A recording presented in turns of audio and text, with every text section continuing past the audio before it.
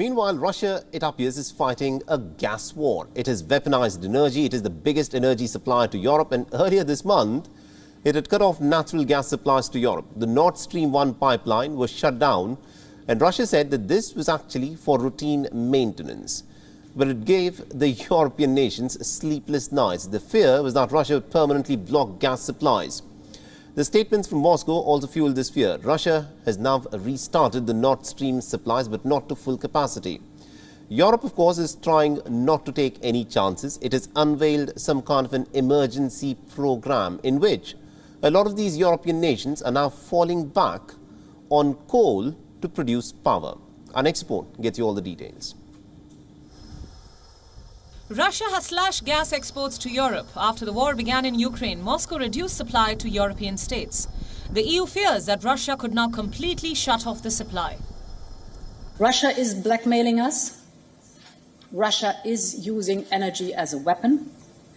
And therefore, in any event, whether it's a partial major cutoff of Russian gas or a total cutoff of Russian gas, Europe needs to be ready.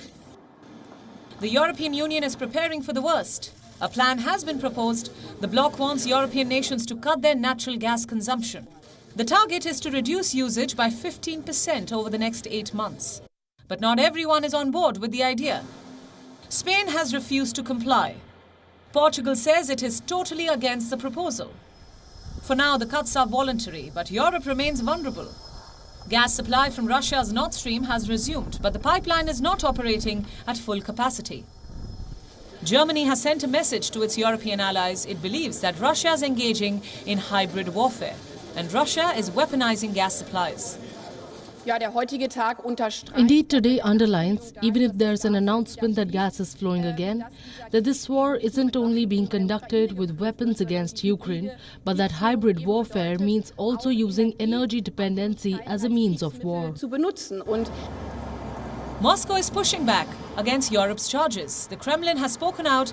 It says the state-owned energy giant Gazprom is a reliable supplier. But Moscow warned that the future supply might not be steady.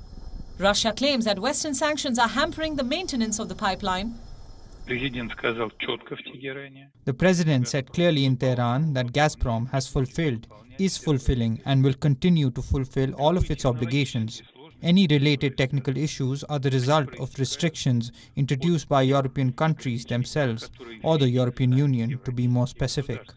Those restrictions do not allow the equipment to be fixed, including turbines at compression stations.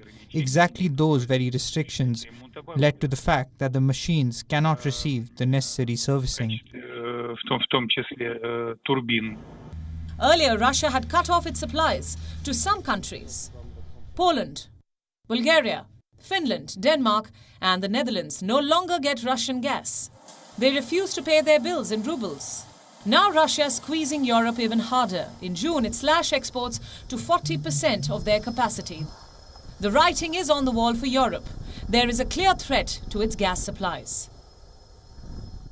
WION is now available in your country. Download the app now and get all the news on the move.